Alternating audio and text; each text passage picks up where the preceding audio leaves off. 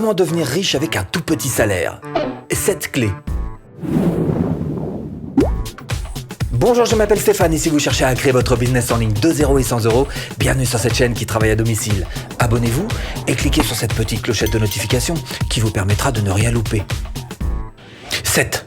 7 fois, c'est sûr. 7 à toi de faire l'effort. Celui au moins d'essayer de regarder cette vidéo jusqu'au bout. C'est un tout petit effort. C'est même pas, tu peux pas faire ça. Ça va être difficile quand même d'arriver à devenir riche un jour. Alors en plus, petite dizaine de moins que ça. Cette vidéo va faire moins d'une dizaine de minutes, mais dedans il y aura quelques comportements qui vont t'aider à être gagnant. Alors effectivement, on pourrait se dire qu'il va y avoir des secrets. Non.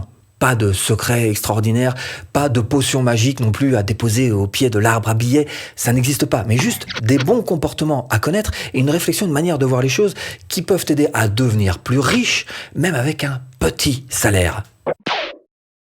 Première clé pour devenir riche, commencez jeune. Plus vous allez envoyer votre propre argent au charbon jeune, plus vous allez pouvoir faire en sorte qu'il se développe tout au long de ces années.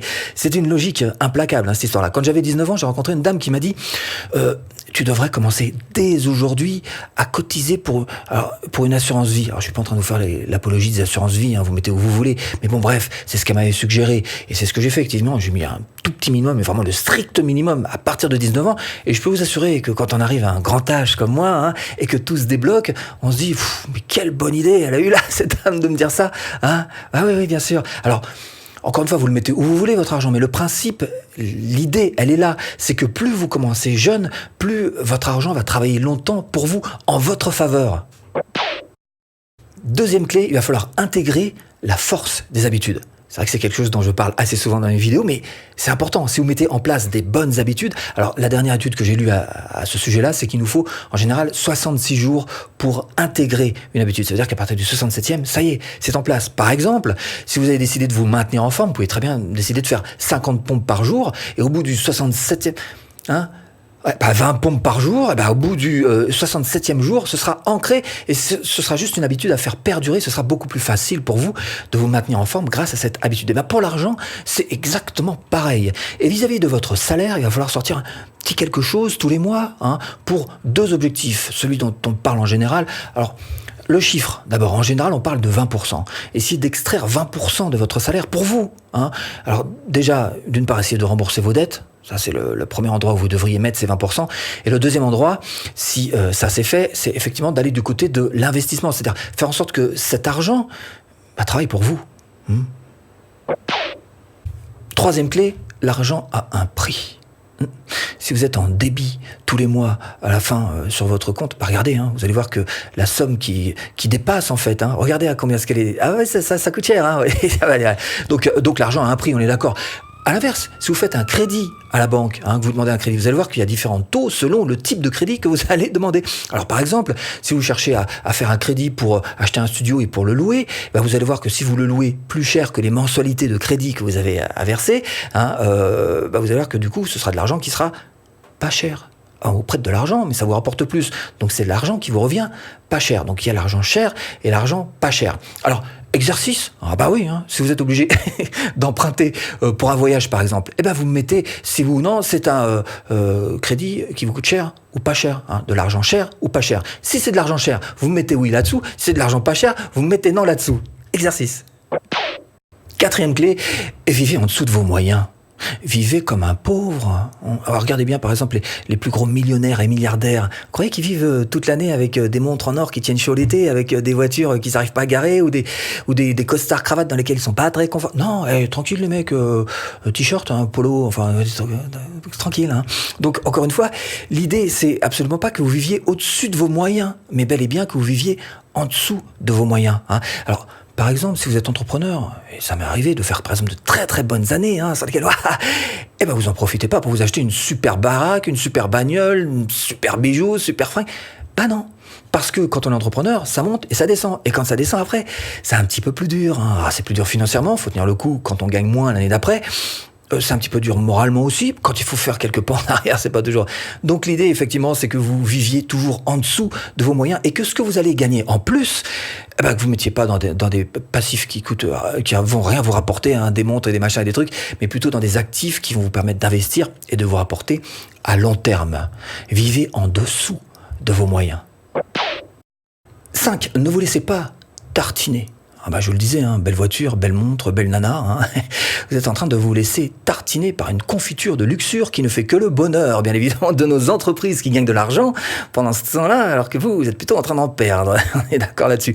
Donc, vous ne laissez pas embarquer par cette société de consommation. Essayez au contraire de garder un petit peu de recul sur tout ça et de vous dire que finalement, la plus belle chose dont vous puissiez vous enrichir, c'est certainement pas les biens matériels que vous allez acheter, mais plutôt ce qu'il y a à l'intérieur de vous.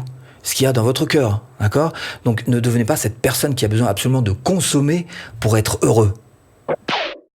6e clé, éduquez-vous. Ça veut dire travailler votre QI financier. Alors lisez, lisez des livres, lisez des e-books, lisez des magazines spécialisés, regardez des vidéos YouTube qui vont très bien vous expliquer comment ça fonctionne l'argent. Parce que, en fait, on nous l'apprend pas ça à l'école, matière absente. Aujourd'hui, cours d'argent, ouais.